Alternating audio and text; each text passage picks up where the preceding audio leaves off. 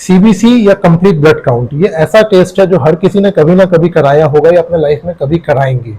हम जब भी सीबीसी की रिपोर्ट देखते हैं, हम बस नॉर्मल पैरामीटर देखते हैं या हेमोग्लोबिन देखते हैं और बताते हैं कि हमारा खून कम या ज्यादा है। बट कंप्लीट ब्लड काउंट हमारे ब्लड में जितने भी टाइप ऑफ सेल्स है, सबके बारे में इंफॉर्मेशन देता है, उनकी क्वांटिटी के बारे में कि वो कम या ज्यादा है, और उनकी क्वालिटी के बारे में भी, जो इनडायरेक्टली हमारे हेल्थ के पैरामीटर के साथ रिलेटेड है।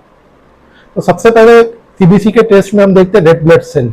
रेड ब्लड सेल वो सेल है जिसमें हेमोग्लोबिन अटैच होता है, और हेमोग्लोबिन वो प्रोटीन है जो हमारी बॉडी में पूरा ऑक्सीजन कैरी करता है, और यही ऑक्सीजन पूरे बॉडी में न्यूट्रिशन पहुंचाता है, और जो वेस्ट प्रोडक्ट्स है वो वापस लेकर आता है।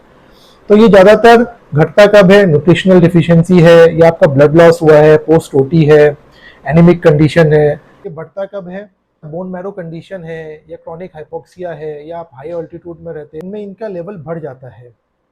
इसके साथ साथ रेड ब्लड सेल के बहुत सारे पैरामीटर होते हैं जिन्हें हम इग्नोर कर देते हैं, लेकिन ये बहुत इंपॉर्टेंट होते हैं। सबसे पहला है एमसीवी, मीन कॉर्पस्कुलर वॉल्यूम। ये बताता है कि हमारे रेड ब्लड सेल का वॉल्यूम कैसा है। अगर इसका वॉल्यूम कम है तो ये आयरन डिफिशियंसी एनीमिया में होता है। इसका वॉल्यूम बढ़ जाता है तो ये फोलेट या B12 की डिफिशियंसी में मेगालोब्लास्टिक एनीमिया हो जाता है। फिर दो पैरामीटर होते हैं MCH and MCSC, mean corpuscular haemoglobin, mean corpuscular haemoglobin concentration. ये दोनों ही पैरामीटर बताते हैं कि हमारे रेड ब्लड सेल में हेमोग्लोबिन कितना है या उसके कॉन्सेंट्रेशन कितनी है, again indirectly related to anaemia. उसके बाद एक पैरामीटर होता है RWT, red cell distribution with. ये बताता है कि हमारा जो रेड ब्लड सेल है जो हमने कलेक्ट किया है, उसमें जो सेल्स है उसके साइज एंड शेप में कितना वेरिएशन है। अगर वो यूनिफॉर्म है तो वो नॉर्मल है, लेकिन अगर साइज एंड शेप वेरिएशन है, कुछ छोटे सेल है, कुछ बड़े सेल है, कुछ इमेच्योर सेल है, इसका मतलब कुछ एनीमिया कंडीशन में ही ये ऐसा होता है। फिर एक पैरामीटर होता है पैक सेल वॉल्यूम या हेमेटोक्रिट। ये बेसिकली बताता है कि जितना हमने ब्लड कलेक्ट किया उसमें रेड ब्लड सेल की क्वांटिटी कितनी है।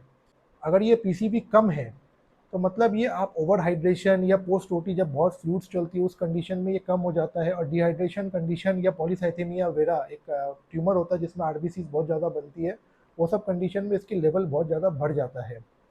सेकेंड पैरामीटर आता है WBC, वाइट ब्लड सेल। ये वो सेल है बॉडी के जो आपके इम्यूनिटी देते हैं और आपके इन्फेक्शन फाइट करते हैं। तो इसका लेवल बढ़ता तभी है जब कोई बॉडी में कोई स्ट्रेस है, कोई इन्फेक्शन है, कोई बैक्टीरियल इन्फेक्शन है, उस कंडीशंस में इसका लेवल बढ़ता है। इसके अलावा वाइट ब्लड सेल का डिफरेंशियल काउंट भी आता है, मतलब जो different type of white blood cell है, न्यूट्रोफिल, इस्नोफिल, मोनोसाइट्स, बेसोफिल या लिम्फोसाइट्स, सबका इंडिविजुअल लेवल दिया जाता है।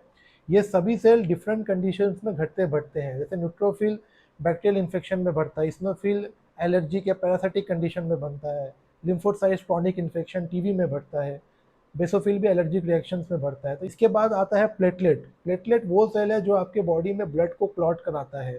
तो अगर कोई भी क्लॉटिंग डिसऑर्डर है तो उसमें आपका प्लेटलेट काउंट घट जाता है। डेंगू जैसी कंडीशन में आपका प्लेटलेट काउंट घट जाता है, तभी आपको ब्लीडिंग होती है। बहुत बार सीबीसी के साथ ब्लड स्मीयर भी किया जाता है, मतलब इसमें ब्लड का ड्रॉप लेके ग्लास स्लाइड में रखकर इसके एक स्लाइड बनाई जाती है और इसको माइक्रोस्कोप के अंडर देखा जाता है। हम देखते क्या है इसमें, हम देखते हैं कि जो सेल्स है आरबीसी, डब्ल्यूबीसी, इनका साइज कैसा है, इनका शेप कैसा है, इनमें कोई पैथोलॉजिकल साइज या शेप, जैसे सिकल सेल एक पैथोलॉजिकल टाइप का सेल होता है वो देखते हैं।